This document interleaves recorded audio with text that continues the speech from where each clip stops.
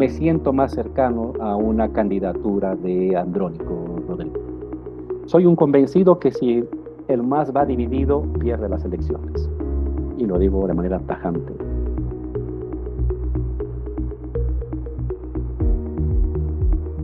Bien, estimado Álvaro García Linera, gracias por acompañarnos en este espacio, en esta entrevista con el Grupo El Deber. Antes que nada, quisiera preguntarle cómo está, estimado Álvaro. Trabajando, escribiendo textos, escribiendo libros y preparando clases.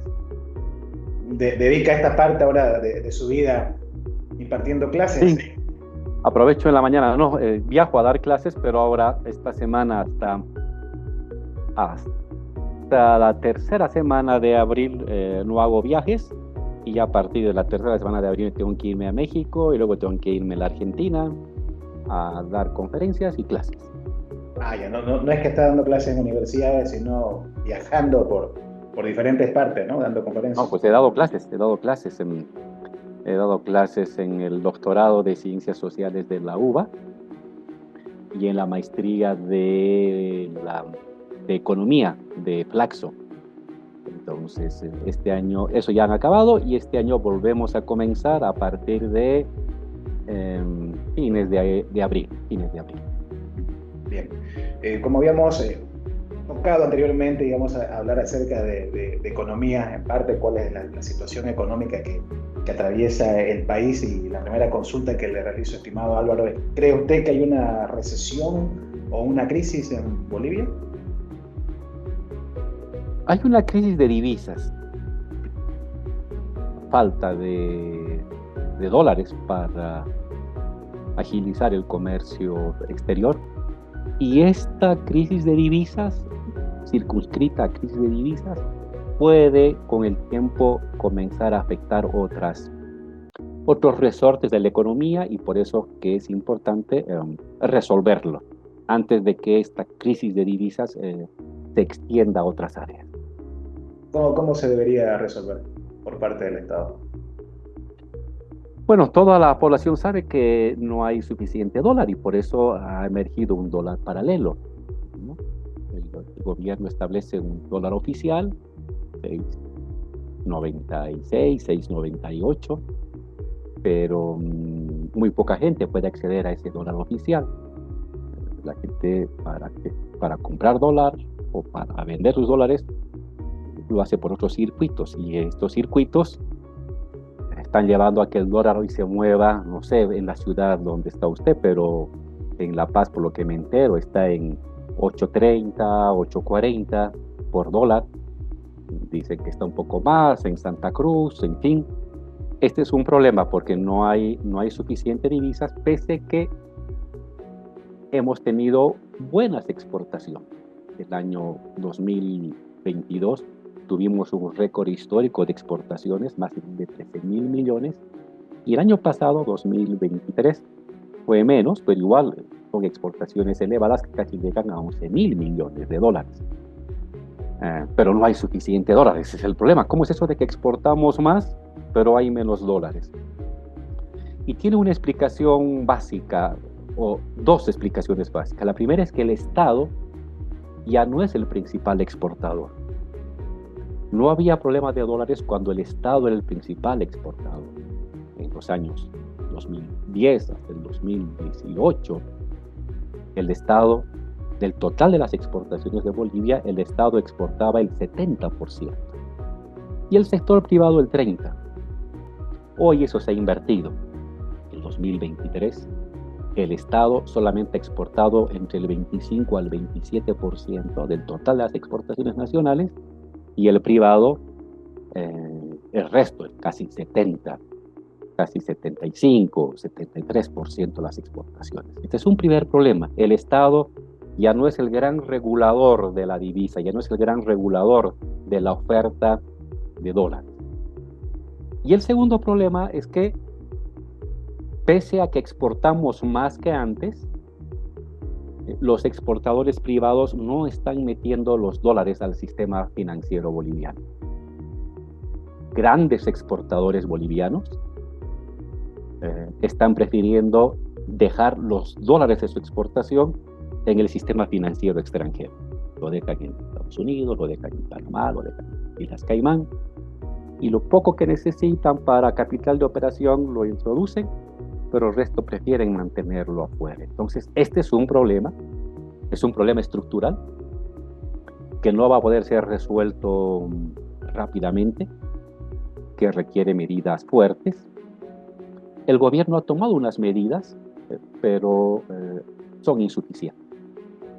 El gobierno, de acuerdo con los empresarios, se reunió semanas atrás, hizo un acuerdo de 10 puntos, fijaron una tasa de transferencias, fijaron la emisión de bonos, en fin, pero no ha resuelto el problema. Ya vamos varias semanas en las que bajó, evidentemente el dólar que llegó a 9 pesos, bajó a 8.20, bajó a 8 y otra vez ha vuelto a mantenerse por encima de 8. 8.50 es el dólar hoy paralelo. Quiere decir que las 10 medidas tomadas semanas atrás no son suficientes y se requieren nuevas medidas para controlar a ello. Y yo he hecho una propuesta muy concreta que luego se desglosa en complementarias. La primera propuesta es el control del comercio exterior, es decir, la obligatoriedad de los exportadores, de los grandes exportadores, no son muchos, se habla de 20, 40 empresas, exageradamente, la obligatoriedad de que esas empresas tengan que introducir todo el producto de sus ventas al sistema financiero boliviano. No es una expropiación, siguen siendo dueños. Si el señor exportó madera o la señora exportó soya, ese dinero de la soya o de la madera o del oro o del zinc en Occidente tiene que entrar al sistema financiero boliviano, no tiene que quedarse afuera. Obligación para el exportador entre los dólares. Esa es una primera propuesta que he hecho. Una propuesta temporal, se requiere unos 2 o 3 años hasta que el Estado vuelva a tener musculatura de ser el principal exportador. En segundo lugar, hemos propuesto que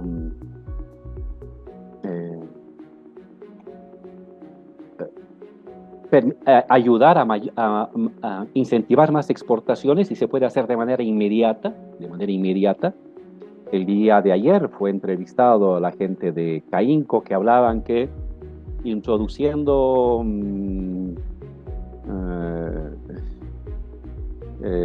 modificaciones genéticas o transgénicas se puede incrementar en casi el 25% la productividad de la soya. Es correcto. La gente que nos entienda es que ya la soya en Bolivia, el 99% es transgénica. Ya no hay soya sin uso de transgénicos. Pero estamos usando un transgénico de hace 30 años. Y ese es un error.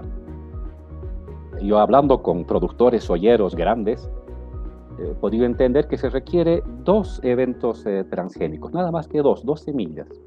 Unas para combatir la sequía, que es muy, muy fuerte, y la otra para combatir la maleza. Los antiguos 2 transgénicos que usamos de hace 30 años ya han sido rebasados por la naturaleza.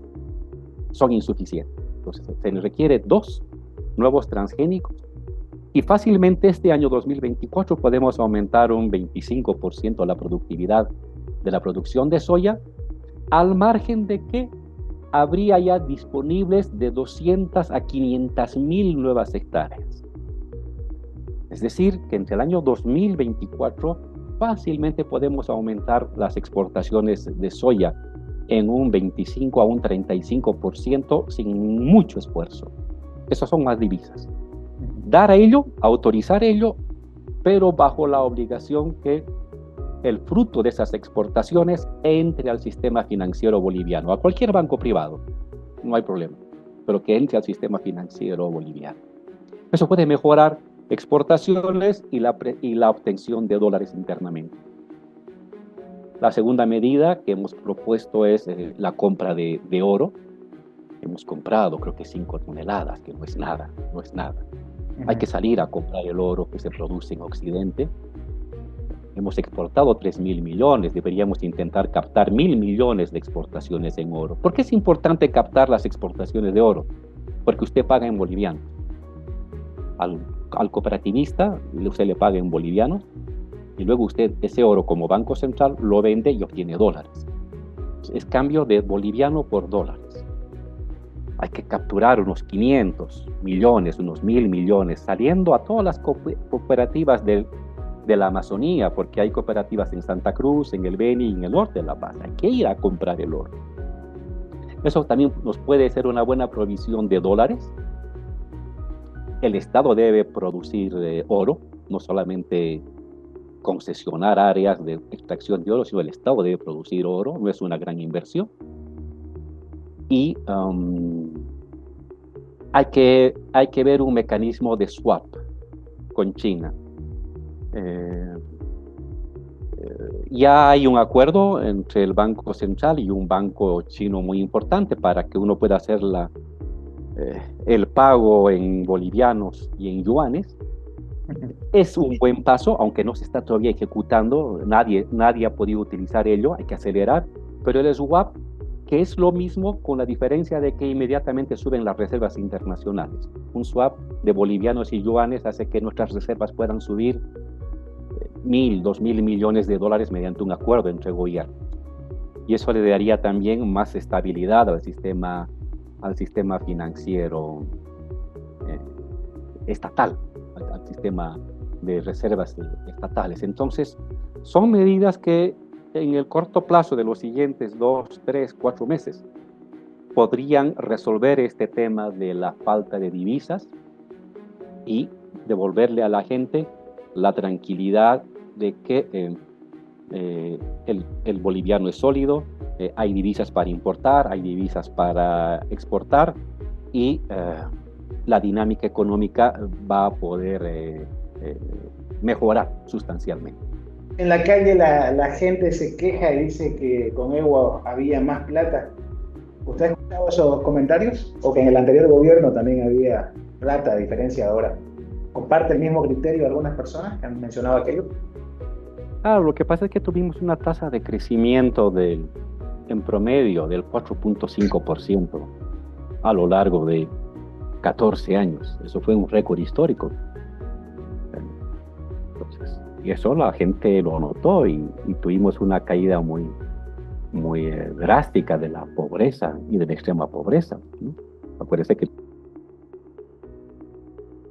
vivimos un país con el 59% de pobres de Bolivia, es decir, 6 de cada 10 bolivianos eran pobres. Y cuando Evo terminó la gestión, 3 de cada 10 bolivianos eran pobres. Y igualmente de extremadamente pobres, caímos del 35 a casi el 12, 13. Hoy sigue cayendo la pobreza, pero muy lentamente. Entonces, la dinámica económica es la que la gente está extrañando. Y otro elemento que hoy no lo vemos es que el Estado era el gran inversionista. Con nosotros la inversión pública, obras, escuelas, hospitales, caminos, casas, postas sanitarias, era alrededor de 6.000 millones de dólares año. Ya estoy hablando 2019, 18, 17, alrededor de 6.000 millones. Hoy la inversión ha caído a 2.000 millones, es decir, a la tercera parte. Y hay menos circulante, hay menos dinamismo económico, y eso un poco la gente lo está constatando y está extrañando esa dinámica económica que hubo en los años anteriores, ¿no? Hay una falta de inversión, entonces usted apunta a esto por la situación que estamos pasando. Sí, falta de más inversión pública. De hecho, la inversión pública ha caído a la tercera parte de lo que dejamos nosotros. A la tercera parte. ¿Y algunas medidas de repente que usted sugeriría al actual gobierno? Claro, tiene que aumentar inversión pública. No puede quedarse con una inversión de 2.000 millones de dólares. Es la que ha planificado o ha ejecutado el año pasado. Tiene que volver a invertir. Porque cada dólar que invierte el Estado, cada peso que invierte el Estado, eso se repercute en movilizar 10 pesos. Entonces, hay un débil movimiento económico porque hay una débil presencia del Estado en la inversión pública. Hay que aumentar inversión pública en carreteras, en escuelas, en hospitales, en empresas que la está haciendo el gobierno, pero más grandes. Por ejemplo, estoy muy contento de la producción de biodiesel que va a hacerse en Santa Cruz. Excelente. Son 1.500 barriles diarios que se va a producir con soya. Pero eso habría que hacerla 10 veces más grande, 10 veces más grande. Más inversión pública para que eso dinamice la economía. Entonces, el gobierno tiene que preocuparse de mayor inversión pública. Uno dice, bueno, ¿y dónde va a sacar dinero? El endeudamiento interno es una opción, especialmente para obras de impacto inmediato, enlosetar, pavimentar, construir casas, levantar hospitales. Buena parte es inversión interna en bolivianos y equipos, otra parte en dólares. Pero también hay que ajustar bien el impuesto a las ganancias. La gente los ricos tienen que aportar al país más dinero para inversión pública. El impuesto a las ganancias el primer año dio 140 millones, ahora ha caído a 120, a 100 millones. No. El impuesto a las ganancias, a las grandes riquezas tiene que movilizar unos 300, unos 400 millones de dólares. Muchos empresarios lo que han hecho es dividir su riqueza y entregar casas o propiedades a sus hijos, a sus nietos, a sus primos. Y eso uno puede rastrearlo fácilmente. Están evadiendo el pago de impuestos. Entonces, eso hay que ajustar bien el impuesto a las grandes fortunas, porque ese podría haber sido un gran mecanismo para potenciar inversión pública. Ahora se está moviendo en torno a los 100 millones, cuando debería moverse en torno a los 300 o 400 millones de dólares a las grandes fortunas. Entonces, hay un elemento muy importante para dinamizar el aparato estatal. Una conversación que tuvo el presidente con periodistas en La Paz mencionaba de que descartaba o no daba por sentado las afirmaciones que se venían sosteniendo durante este tiempo de que el país no estaba en crisis, pero él descartaba totalmente esta hipótesis, ¿no? ¿Usted cree que estamos atravesando una crisis profunda?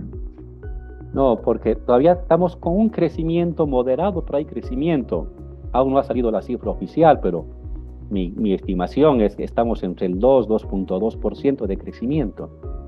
No es un mal crecimiento, pero no es el 3.5 o el 4.5 que tuvimos nosotros años atrás. Entonces, aún no hemos entrado en una crisis económica global. Hay una crisis de divisas. Pero esa crisis de divisas puede repercutir con el tiempo a otras áreas de la economía. No lo ha hecho aún. Entonces hay que rápidamente curar esta enfermedad. Y por eso las medidas que decíamos ahora, cuando usted tenga una inflación del 10 o del 20% o una tasa de crecimiento cero o negativa, sí, dices, esa es una crisis económica, pero no lo tiene, ¿no? Hay una ralentización de la economía, el aparato económico está resintiéndose, pero aún no ha entrado en un momento de crisis. Y por eso la importancia en lo personal, mi propuesta es tomar medidas hoy, ahora, estas semanas, estos meses, antes que estos problemas circunscritos al tema de divisas puedan afectar otras áreas de la economía. Por eso, sí, no hay una crisis económica estructural, pero ha comenzado una crisis ya de divisas. Y hay que aislar y resolver eso antes de que esta afecte al resto de la economía boliviana. ¿A qué sectores más afectaría esto? La de divisas a los exportadores, fundamentalmente a los importadores. Está afectando al comercio, ¿no? La gente que importa productos, herramientas, pequeña maquinaria, insumos, son los que ahorita están resintiendo más. sectores de clase media que tienen que mandar sus dolarcitos para que los hijos o las hijas estudien en el extranjero, lo tienen que hacer a una tasa de transferencia del 20%, ¿no? Ellos están comenzando a resentir. Y de ahí, ¿qué está pasando? La gente está comenzando a desconfiar del boliviano, que fue uno de los pilares de la economía boliviana durante 15 años. ¿Por qué? Porque ahora dicen, ¿a cuánto estará el dólar? Mejor ahora voy a ahorrar en dólares. Algo que ha comenzado con los sectores importadores, lentamente está comenzando a irradiarse hacia sectores sociales que no son ni importadores ni exportadores. Por ejemplo, una persona que tenía su ahorrito, no sé, de 10.000 bolivianos, dice, ¿lo dejo en bolivianos o mejor lo saco y compro dólares y lo guardo bajo la cama?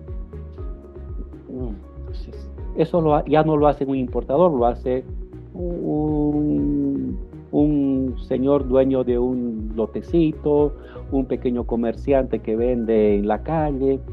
Ese es el problema, que de no resolver el tema de divisas, lenta pero sistemáticamente comienza a influir en otros sectores sociales y comienza a tener efectos en la economía. Por ejemplo, hemos peleado durante 15 años para bolivianizar los ahorros. Cuando llegamos al gobierno, los ahorros en bolivianos no pasaban el 20%. Al 2019 llegamos a un 90%, casi un 95% del ahorro en boliviano. Y ahora otra vez la gente comienza a confiar más en el dólar y quiere ahorrar en dólar. Y el gobierno te premia si ahorras en dólar. No está bien eso. No está bien. Algo que tenía que haber sido circunscrito al tema de divisas ya va a comenzar a afectar al tema de los ahorros, al tema del sistema bancario. Entonces, eso es lo que tiene que ser abordado con audacia y con rapidez antes de que siga irradiándose y afectando al resto de los factores económicos. Bien, el MAS tuvo gobiernos de auge, unos gobiernos de auge y ahora paga las consecuencias de un tiempo que se ve como un despilfarro. Cuando era presidente, vicepresidente, mejor dicho, ¿qué tiene que decirle a los bolivianos de todo esto? Que sacar a 3 millones de bolivianos no es despilfarro. Qué bien que 3 millones de bolivianos dejen de ser pobres. Porque ese dinero se hubiera ido al extranjero. Si seguían los Tutos Quiroga, los Gonis, los Carlos Mesa, ese dinero que sacó a 3 millones de bolivianos, 3 millones de bolivianos de la pobreza, ese dinero se hubiera ido al extranjero. Ese hubiera sido despilfarro. Estamos orgullosos de este récord histórico en la historia de Bolivia. El 30% de los bolivianos dejaron la pobreza. Estoy muy feliz. Y no me arrepiento un milímetro de ninguna de las medidas que tomamos para sacar a 3 millones de bolivianos de la pobreza. Niños, niñas, jóvenes, adultos, abuelos que dejaron la pobreza. Imagínense la pobreza lo que es. Cada día toca tu estómago, toca tu puerta, no te deja dormir, te provoca llanto. Esa es la pobreza. Y nosotros a 3 millones, al 30% de los bolivianos, les quitamos ese monstruo. Y fíjese, estimado Diego, te dice que el Estado boliviano tuvo mucho dinero en la exportación del gas.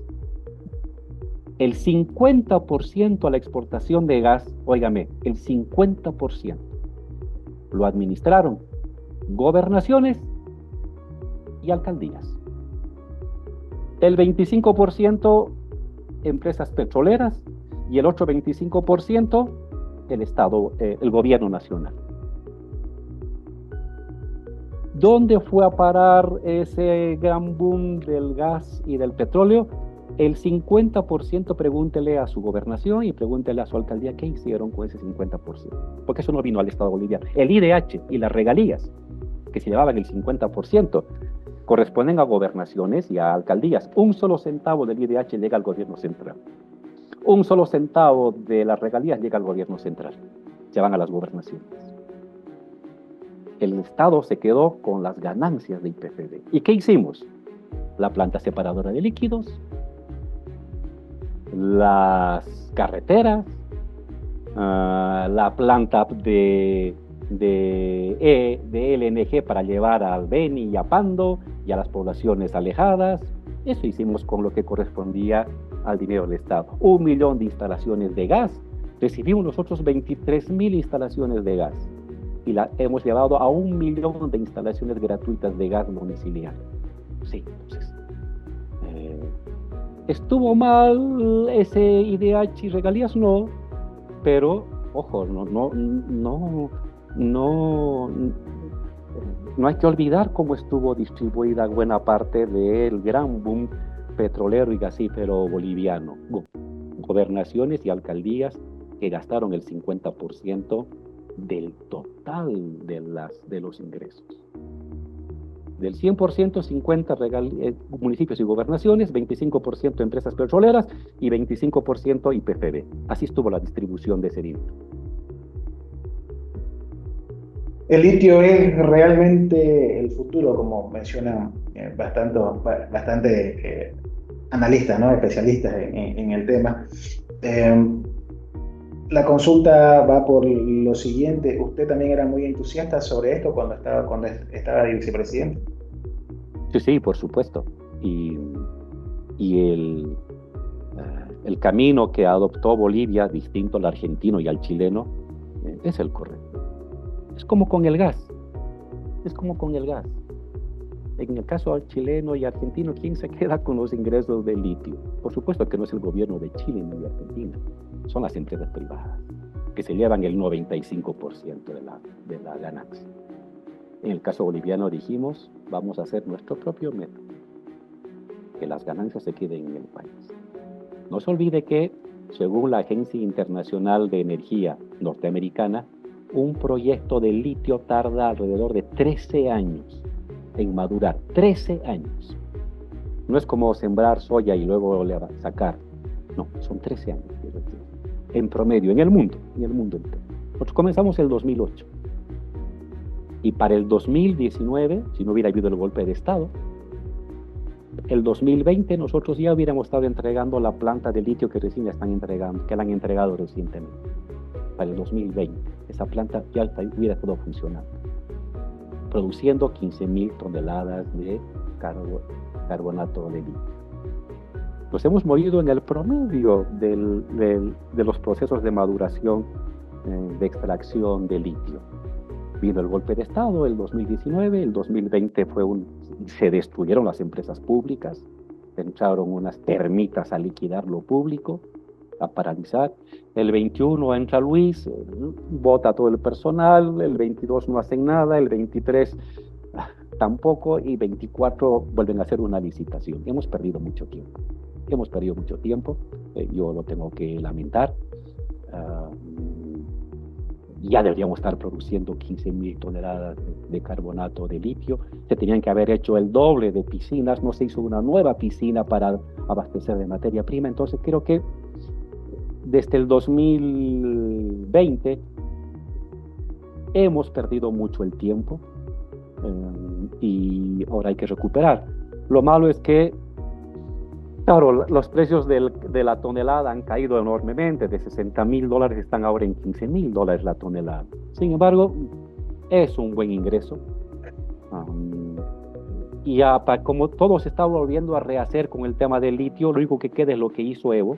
Lo único real que hay ahorita en Bolivia es lo que Evo hizo, que es esa planta de carbonato de litio y de carbonato y de las otras sales residuales. Es lo único que está funcionando. Y ahora han hecho una nueva licitación, está bien, hay que producir no 15.000, hay que producir 100.000, 150.000 toneladas. Y eso lo vamos a hacer con inversión también extranjera, con tecnología extranjera. Lo hicimos nosotros. El contrato que hicimos con China y Alemania lo rompió la señora Áñez. Y de hecho hubo ahí seguramente influencias para que se rompa ese contrato. Vamos a regresar a un contrato con una empresa china o europea para producir mayores cantidades, pero siempre bajo el método boliviano. que la mayor cantidad del excedente de la riqueza quede como ganancia en el país. Entonces, pero eso vamos a verlo de aquí a 2 años. Lamentablemente se ha perdido 5 años. El golpe de Estado nos ha robado la oportunidad de un inicio más rápido de litio. Igual somos la mayor reserva de recursos de litio del mundo, no se encontró una nueva, va a salir de aquí litio, pero hay que esperar 2 años. Por eso, entre nueva producción de litio en grandes cantidades industriales y hoy hay que hacer un puente de transición para que el Estado retome otra vez protagonismo en las exportaciones, que lo va a hacer con el litio. Se requiere 2 años. Y en esos 2 años hay que aplicar las medidas que le conté anteriormente. La medida de control del comercio exterior. No va a ser permanente, son 2 años, 2 años y medio que se requiere ese control para que haya dólares. En tanto el Estado hace sus acuerdos, sus contratos, comienza las inversiones con empresas extranjeras en el Salar de Uyuni, Coipasa y Pastos Grandes, para que de aquí al 2027, 26, 27, ya el Estado nuevamente sea el gran exportador, y esta medida de emergencia temporal del comercio exterior, del control del comercio exterior, ya se la puede dejar, porque el Estado ya no va a necesitar de obligar a que introduzcan los dólares al sistema financiero boliviano para que el importador disponga de esos dólares al precio oficial. ¿No le alcanzaría entonces al actual gobierno al que tener o sobrepasar esta producción que se estima? ¿Tendría que hacer uno nuevo? No, ya al actual gobierno ya no le queda, ya no tiene tiempo para ni encontrar. Estamos explorando para producir nuevos campos de petróleo, ni para tener una producción sustanciosa de carbonato de litio. No le queda tiempo. Ya, es 1 año más que tiene de gobierno y no le da. Por lo tanto, el actual gobierno tiene que contar con los dólares existentes. No hay nuevas fuentes de aprovisionamiento de dólares. Entonces, los dólares que existen hoy los tienen los privados, los grandes exportadores privados. Pues hay que conversar con ellos a la buena, obligarlos a la mala, a esas 20 empresas o 30 empresas, para que sus dólares, que siguieran siendo los suyos, ingresen al sistema financiero boliviano, y la gente pueda disponer de los dólares que va necesario. En tanto, ese es un puente, en tanto se va preparando condiciones para la explotación de nuevos campos de gas y para la producción industrial de 100.000 toneladas de carbonato de litio metálico, hidróxido de litio, que eso va a tardar de manera razonable recién hasta el 2026, 2027. Nos mencionaba usted ya una medida, considero, ¿qué debería hacer el gobierno para normalizar la venta de dólares? De manera concreta, control estatal del gran comercio exterior. ¿Qué es control estatal del gran comercio exterior? Que todos los dólares de los grandes exportadores de soya, de azúcar, de zinc, de oro, de plomo plata, introduzcan sus dólares al sistema financiero boliviano. El señor Zapata, que exporta zinc, y la señora Gutiérrez, que exporta aceite de soya, que hoy deja los dólares de su exportación en Estados Unidos o en Panamá, obligatoriamente tengan que introducir al Banco Santa Cruz, al Banco Económico, al Banco de Crédito, al banco que quiera, pero obligatoriamente tiene que inyectar ese resultado de la venta de soya, de azúcar, de zinc, de plomo, plata o de oro al sistema financiero boliviano, para que los bancos tengan la suficiente cantidad de dólares para abastecer la demanda de ellos mismos, porque compran insumos del extranjero, o de otros importadores de herramientas, de maquinarias. Esa es la solución inmediata para acabar con la crisis del, de divisas y en simultáneo a eso un acuerdo con los agropecuarios agroindustriales cruceños. Aprobar 2 eventos transgénicos, ampliar frontera agrícola, pero toda la nueva producción y la venta de la productividad ya el año 2024 se introduce al sistema financiero boliviano privado, al sistema financiero boliviano, para que haya abastecimiento de dólares internamente. Quienes saben de política dicen que la economía va marcando los ciclos. ¿Cree que la economía marca el peligro de que el MAS no vuelva a ser gobierno o gobierno con mayoría? Sin duda, hay un obstáculo económico. Y en mi lectura, requiere el modelo económico que inauguramos el año 2006, requiere rápidamente y de manera audaz un paquete de medidas de segunda generación. La primera generación cumplió su cometido, 3 millones de pobres que abandonaron la pobreza, 3 millones de bolivianos que abandonan la pobreza, crecimiento del 4.5 promedio anual y una economía raquítica de 9.000 millones que creció a 42.000. Listo. Hasta ahí llegó las primeras reformas. Ahora tiene que venir un segundo paquete de reformas económicas que permitan tasas de crecimiento del 4.5%, que permitan una diversificación industriosa de nuestro país, que aumenten la redistribución de la riqueza y que la tasa de pobreza del 29% caiga al 15% y de extrema pobreza del 11% al 6%. Pero eso requiere, evidentemente, reformas de segunda generación del Estado plurinacional. Ya no se puede lograr eso con las antiguas reformas. Hasta aquí llegaron las antiguas reformas, y aplicadas desde el 2006-2008. Ahora se requiere un nuevo paquete para darle continuidad al modelo comunitario productivo y para darle continuidad y profundidad al Estado plurinacional.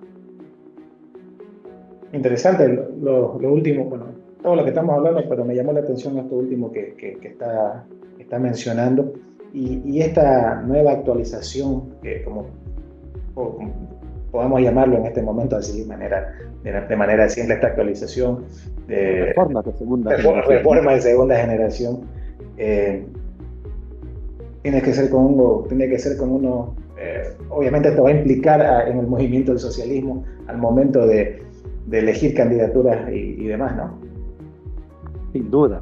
Y de hecho, por eso cuando usted me invitó a hablar, decía, el problema, hablar de los candidatos, todavía dependemos de los caprichos y las ambiciones personales. Hay que hablar de lo que va a ser el nuevo gobierno. Hay que hablar de eso, porque eso es lo central. El nuevo gobierno del MAS ya no puede seguir administrando lo que hicimos. Tiene que innovar, tiene que dar un giro de timón, tiene que implementar reformas de segunda generación que nos vuelvan a relanzar a un ciclo de crecimiento largo de la economía y de bienestar, que es lo que la gente reclama. Y eso ya no es jalando lo que hicimos, es introduciendo nuevas cosas. Cosas nuevas se tienen que hacer. Y yo creo que ahí debería ir el debate de los candidatos, el debate de los compañeros que quieren pugnar por ir a la candidatura. Tienen el derecho, está bien. Pero, ¿para qué va a llegar al gobierno el compañero Luis? ¿O para qué va a llegar al gobierno el compañero Evo? ¿O para qué va a llegar al gobierno el compañero Andrónico? ¿Para qué? ¿Qué va a hacer? Es lo que tendremos que estar discutiendo ahorita. ¿Cómo hacemos para que otra vez la senda del crecimiento y el bienestar retome la fuerza de hace 10 años atrás? Ya no es con lo que ahorita existe. Lo que ahora existe cumplió eficientemente unas metas, pero ahora ya hay nuevas circunstancias. Se requiere nuevas medidas. Eso es lo que denomino reformas de segunda generación. Audaces para garantizar más crecimiento, más distribución de la riqueza, mayor bienestar para la gente, mayor tranquilidad y mayor ahorro del ciudadano normal. Eso es lo que se requiere. Bueno, ¿qué medidas tomamos para ello? ¿No? Y estamos comenzando a adelantar algunas de ellas, y por supuesto que me opongo vehementemente a aquellos que están pensando que lo que se requiere es privatizar o anular los bonos o quitar el Juancito Pinto o quitar la renta dignidad o privatizar YPF y regalárselos a los extranjeros. Me opongo a esas medidas. Esa es la destrucción del país. Y sabemos a dónde nos lleva el 2001, 2002, 2003 eso hicieron.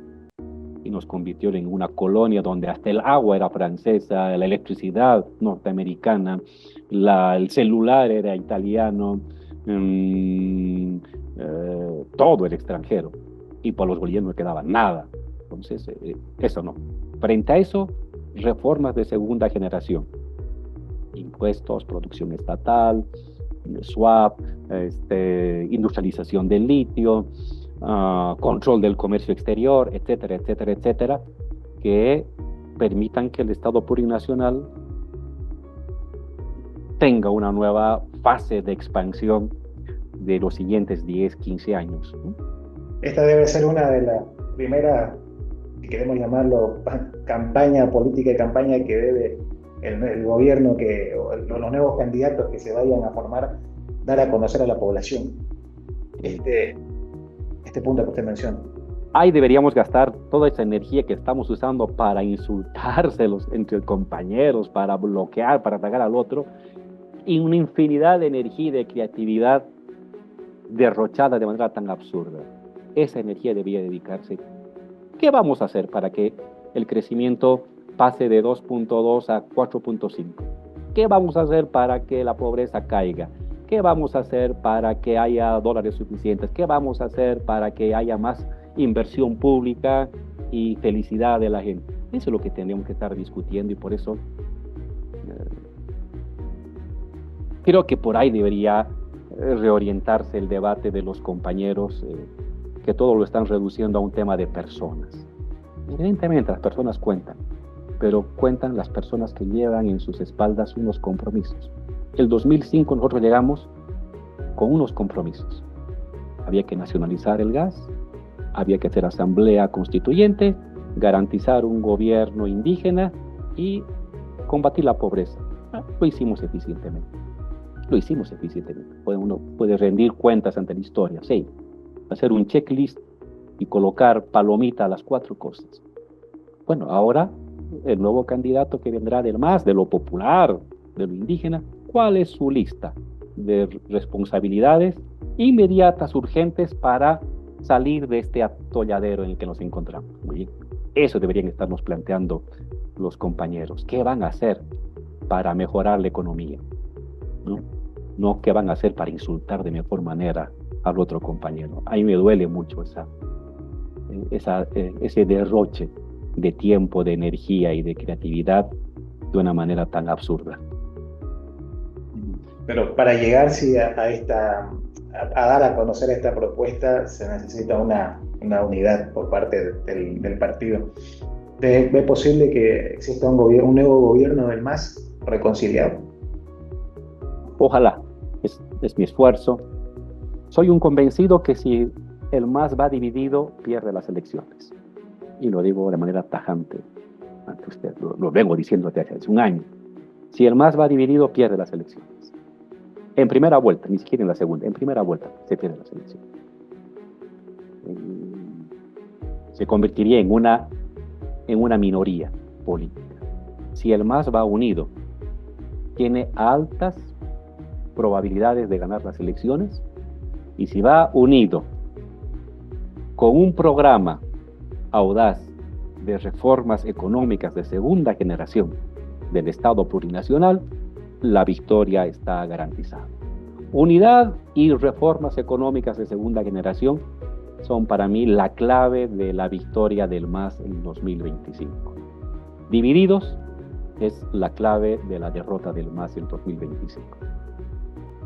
¿Qué opinión le merece la gestión? Y esta desunión, esta fractura que estamos viendo del movimiento al socialismo ha trascendido las fronteras. Incluso estuvieron acá fundadores del Grupo de Puebla. ¿Y qué opinión, en ese sentido, qué opinión le merece estas gestiones que están realizando, que han realizado los expresidentes, entre ellos también la vicepresidenta de Venezuela? El mismo José Luis Rodríguez Zapatero mencionaba de que iban a hacer las gestiones, la reconciliación de manera discreta. ¿Qué opinión le merece eso? Creo que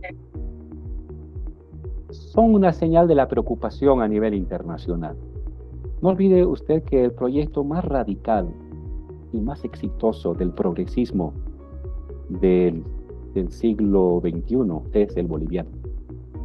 Económicamente el más exitoso, políticamente el más duradero y socialmente el más radical. Entonces, el que se ponga en riesgo eso ha llamado la atención no solamente a esas personas, sus compañeros del Grupo de Puebla, sino a muchas otras personas en el mundo, ¿no? Y ellos lo que han hecho es, por lo que yo sé, básicamente venir a enterarse, ¿no? Venir a enterarse qué es lo que está pasando, ¿no? A mostrarle la preocupación y la angustia, porque una derrota de Bolivia electoralmente del proyecto progresista va a influir enormemente en el continente. Entonces, evidentemente ellos no son los que van a dar la solución, ni la han hecho, ¿no? La solución radica en dos líderes, no radica ni en el Grupo de Puebla, ni en las preocupaciones de ellos, radica en la posición de dos líderes, y Evo Morales. Entonces, los demás pueden, su interés, su voluntad de ayuda, pero no lo resuelven, ni tienen el algoritmo debajo de la manga o dentro de la manga para sacar. Ellos son los que tienen que resolver. Y creo que la manera de resolver va a tener que ser un mecanismo pactado, una composición de intereses y de liderazgos y de influencias políticas. Solamente eso va a poderle dar al MAS la garantía de una unidad. Hoy por hoy esa unidad está muy lejana, los insultos, los ataques, las celebraciones van por separado, las estrategias van por separado. Para mí es un suicidio político, ¿no? Pero vuelvo a decir, quienes definan si esa división continúa o esa división se cierra, son dos personas, nada más que dos personas. Lo demás es oír y llover. Está en manos de Evo Morales y de Luis Arce Catacora. Veremos cómo abordan los dos su responsabilidad con la historia en las siguientes semanas. Durante la estadía de los representantes del Grupo de Puebla en Santa Cruz, ¿tuvieron algún contacto con su persona? No los vi. Yo estaba aquí en La Paz. Estaba en Colombia, regresé de Colombia, luego me vine aquí a La Paz, no los pude ver. Pero, claro, nos encontramos siempre. Estuvimos en el mes de... Ahora es marzo. En el mes de febrero pude, en distintas circunstancias y con otro tipo de temáticas, me pude ver con la mayoría de los que estuvieron acá en semanas atrás. Yo los vi en enero y febrero, los vi casi a la totalidad de ellos. Estimado Álvaro, ¿qué hace usted ahora para vivir y cuál es su rol en la política? Bueno, yo doy clases en universidades extranjeras y como le conté, el año pasado di clases en el doctorado de Ciencias Sociales de la UBA y en la maestría de Economía de Flaxo. Y ahora lo que hago es escribir y opinar. Me ocupo más del tema global, planetario. Mis clases giran en torno a la economía mundial, a la transición de la economía mundial. Eso es lo que estoy exponiendo en las universidades. Escribo sobre eso, investigo sobre eso Y cuando estoy en Bolivia, pues doy mi opinión respecto a lo que se puede hacer para profundizar y defender el Estado plurinacional. No tengo interés de proyectar ninguna candidatura. No quiero o rechazo cualquier tipo de propuesta para algún tipo de candidatura en ningún cargo, pero sí soy un defensor del Estado plurinacional y me esfuerzo por explorar cómo hacemos para que este proceso mejore y continúe en el tiempo y gane las elecciones del 2025. Aún si en el MAS logran reconciliarse, logran sanar esas heridas, como alguna vez algunos de los diputados, tanto arcistas como evistas, nos señalaron de que hay heridas profundas, pero si esto aún logra solucionarse, les tienen una invitación, ¿te rechazaría? No, sí, la rechazo. No. Gente más capacitada y mejor preparada, y soy un convencido de que tiene que venir nuevas generaciones a reforzar, a apoyar, a apuntalar el proceso de cambio y el Estado plurinacional. Yo siempre voy a estar con el acompañamiento reflexivo al proceso, pero bajo ninguna circunstancia ejerciendo ningún cargo político gubernamental. ¿Y esta pugna, usted considera esta pugna entre ambos líderes y, por supuesto, entre ambos sectores o bandos del lado arcista, del lado evista, ¿usted cree que esto es real o es ficticio? No, es real. Es una pugna por, ¿qué podemos llamar? Es una pugna de élites que disputan o en competencia por cargos públicos, ¿no? Como se da en cualquier país del mundo cuando hay luchas políticas, ¿no? Pero en esa pugna se han lanzado acusaciones, se han hecho ataques que no tienen nada que ver con una simulación, porque se han hecho mucho daño. Y uno solamente de sonso se haría tanto daño para simular, porque no gana nada. Con la pelea nadie está ganando, al contrario, la pelea está generando hastío, desinterés, decepción en ciertos sectores que no se meten en las peleas. ¿A cambio de qué? ¿Qué ganan peleándose? Uno diría, bueno, si es una simulación, pues algo deben ganar. ¿Qué están ganando? Nada, absolutamente nada, están perdiendo. La pelea es siempre dañina, no solamente entre ellos y lo que se dicen personalmente, sino a la gente que va a votar. La gente los ve en esas pugnas. A algunos no les importa, a otros no les interesa, y a los que les interesa un poco los decepciona, ¿no? Entonces, sería una pulsión autodestructiva el pelearse simulando o simular que se están peleando. No, este es real. Y el real es de que es una pugna entre personas que están ocupando el poder del Estado y los cargos del Estado, y otros que han sido desplazados y quieren volver a ocupar esos cargos del Estado. Así digamos, de fría y de pragmática es el fondo de esta pelea. Este debe ser un año de primarias. ¿Usted cree finalmente que habrá unidad en el MAS? El mismo Evo Morales nos contó en su domicilio, retaba públicamente al presidente Arce a ir a las primarias y verse en cancha. Es una buena opción. Es un buen escenario para resolver esta disputa. Que el MAS vaya aprobar en sus militantes quién tiene mayor aprobación, ¿no? El MAS es el partido más grande, él es el único partido en verdad, ¿no? Y quizás hay un partido regional, el de Demócratas en Santa Cruz, pero luego no hay partido, lo que hay son comparsas de amigos, ¿no? Aquí en Occidente y en Oriente lo que usted tiene son comparsas alrededor de un líder, ni siquiera tienen ideología, lo único que se unen o forman partido en torno a que el MAS no sea gobierno, ¿no? El MAS es una estructura partidaria, sería que ponga a prueba la fortaleza de su estructura partidaria yendo a primarias. Es un buen lugar de resolución de esta disputa, ¿no?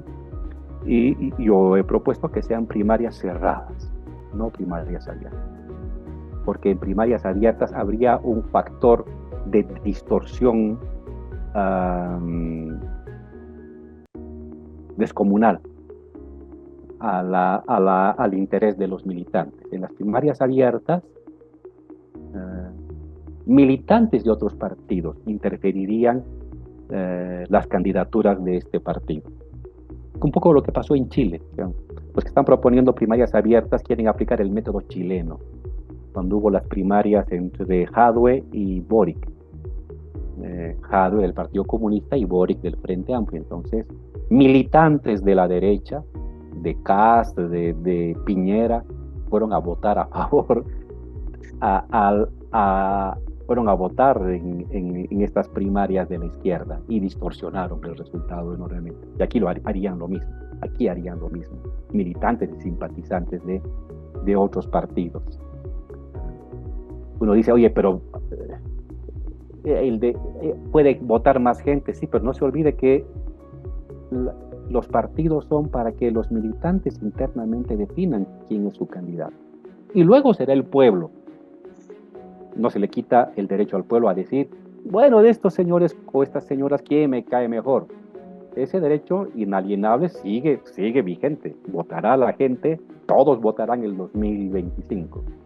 Pero en las primarias son los militantes del partido, los que se han inscrito, los que marchan, los que aportan, los que tienen que decidir, ¿no? Eso es lo democrático en un partido y eso es un premio a que haya estructura partidaria. Y por eso los partidos, las comparsas políticas que hay no quieren primarias porque ellos no se han estructurado como partido. No se han estructurado como partido, no tienen militancia, no tienen debate político, no tienen reuniones. Y si algún rato hay que institucionalizar la vida política como un signo de madurez, este es un buen momento. Y las primarias cerradas, y si votan por vos 20 militantes, pues esos son tus militantes y admítelo. Es un sinceramiento de si dejamos de ser comparsas y somos partidos o nos seguimos moviendo como comparsa política. El MAS es un partido serio que puede ir a unas primarias cerradas y hay que el militante defina. Para eso hay que habilitar a todos los candidatos, hay que modificar los estatutos internos porque con los estatutos vigentes no podría candidatearse. Hay que cambiar esos estatutos, hay que habilitar no solamente a militantes que estén 10 años, sino que se hayan inscrito hace 2 años. Hay que habilitar el padrón del 2018, cuando el MAS logró inscribir 800,000 personas. Si se requiere una serie de acuerdos para reformas en los estatutos para llegar a unas primarias en noviembre, diciembre, saneadas, y además tiene que haber un acuerdo previo de que el que gane no se lleva todo, que el que salga segundo o el que salga tercero queda con una influencia en el partido. Pongo el ejemplo: el ganador no solamente será el candidato presidencial, que podrá elegir a su candidato vicepresidencial y que podrá elegir de la bancada potencial el 60% o el 70%, y el que sale segundo podrá elegir al 30% de la bancada. Es decir, el que pierde no se queda con nada, no se queda en cero. queda con una dosis de poder. De tal manera que no se esté luego yendo a otro partido, no se esté generando resentimientos, ¿no? Unas primarias sirven también para redistribuir el poder internamente. El que gana presidencia, vicepresidencia y el 70% la bancada de senadores y diputados. El que pierde se queda con el 30% de diputados y de senadores para elegir, para colocar en las listas, en los lugares claves.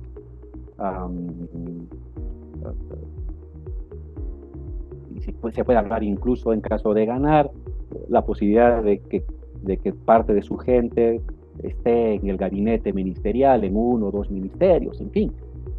Se trata de distribuir internamente las cuotas de poder político, y una primaria puede hacer eso de tal manera que no solamente por la votación, sino por la distribución del poder interno, todos queden más o menos satisfechos y no se generen más resentimientos ni fracturas divisionistas.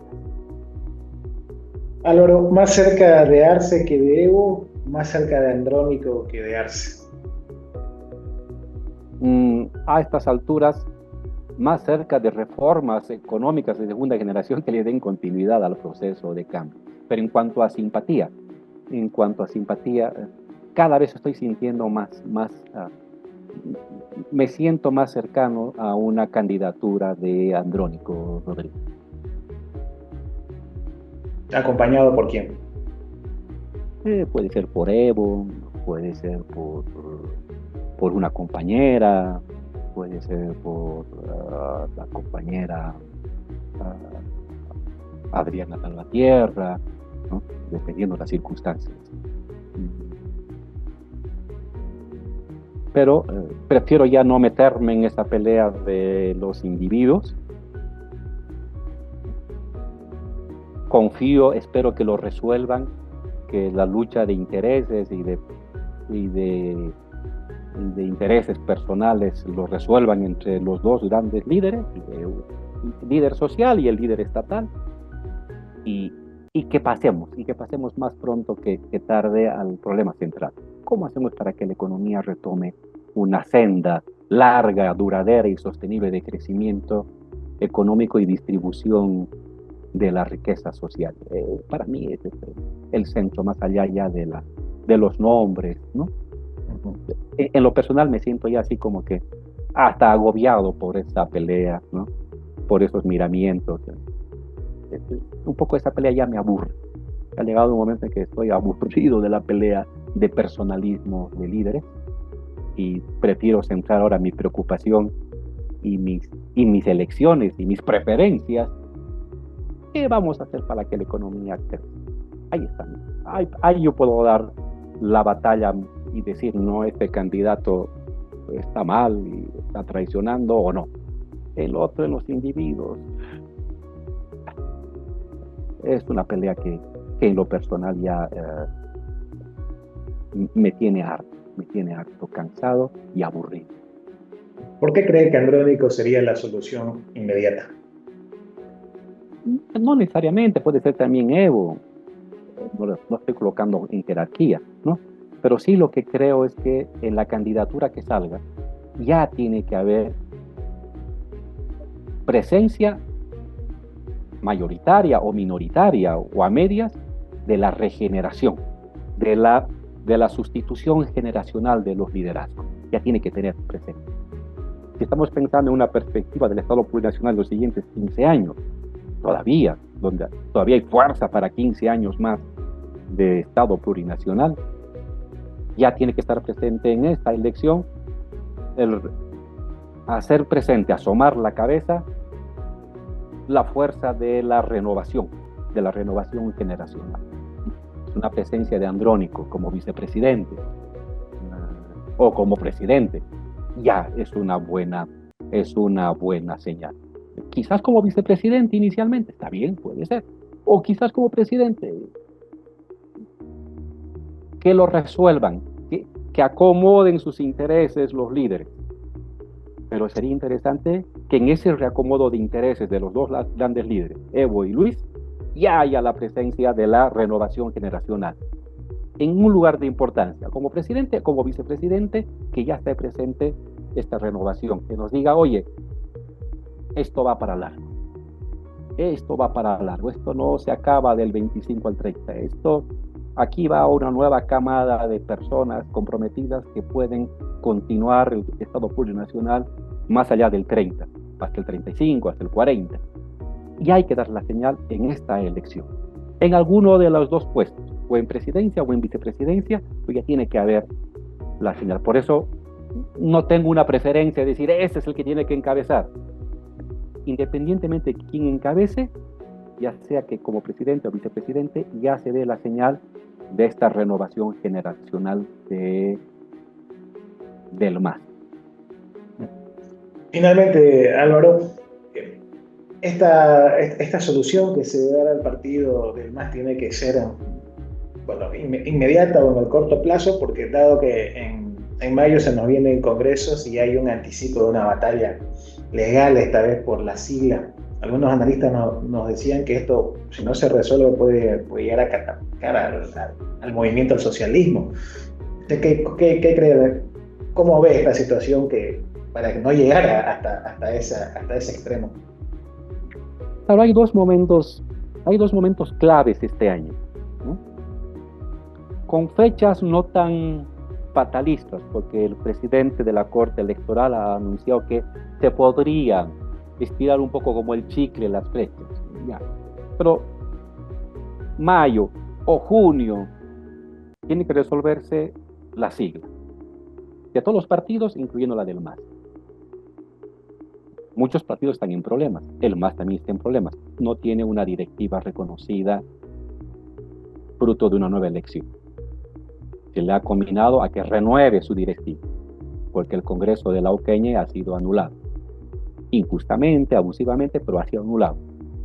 Son los hechos, ya, ¿no? Más allá de que uno esté de acuerdo o no esté de acuerdo. Eso tiene que validarse. ¿Cuál va a ser el nuevo Congreso? El que hubo no ha sido reconocido. ¿Podrá convocar Evo Morales un nuevo Congreso? ¿Lo hará este nuevo Congreso? ¿Será reconocido el Congreso del Alto? ¿Quién sabe? Pero ahí se va, en torno al nuevo Congreso ya se define la continuidad o no de la sigla.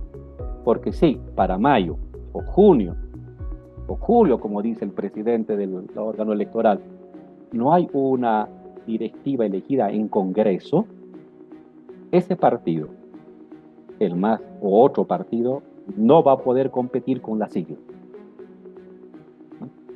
Eso se va a definir hasta mediados de año.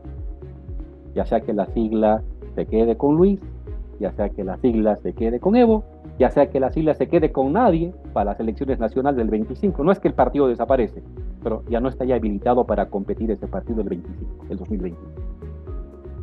Ese es un momento clave. Habrá unidad para preservar la sigla, ganará Luis, porque controla el órgano electoral, ganará Evo, quién sabe. Pero entre mayo y julio sabremos qué pasó con la sigla del MAS. Y el segundo momento clave es la inscripción de los candidatos, fruto de unas elecciones primarias, fruto de una decisión de ampliado, lo que sea. Hasta fin de año sabremos si es que Evo Morales y Luis Arce, o ninguno de los dos, o los dos, son candidatos con este partido del MAS o con otros partidos, son candidatos para el 2025. Eso tiene que resolverse antes de entrar a enero del 25, antes de entrar a enero. Entonces, ponemos dos fechas con margen de maniobra, pero dos momentos claves. ¿Qué pasa con la sigla? ¿Qué pasa con los candidatos? Hasta mediados de año, ¿qué pasa con la sigla? Hasta fin de año, ¿qué pasa con los candidatos? Ahí hay que estar atentos de cómo se desenvuelve esta batalla. Estamos impulsando de que haya la unidad, de que se defina, en fin, pero eso tiene un límite. Y un límite son estos momentos que te marca el calendario electoral, tanto para realización de congresos de partido, que habilita la sigla, como para elección de candidatos para el 2025. Bien, yo le agradezco mucho por su tiempo, estimado Álvaro García Linera, por conversar con Grupo El Deber.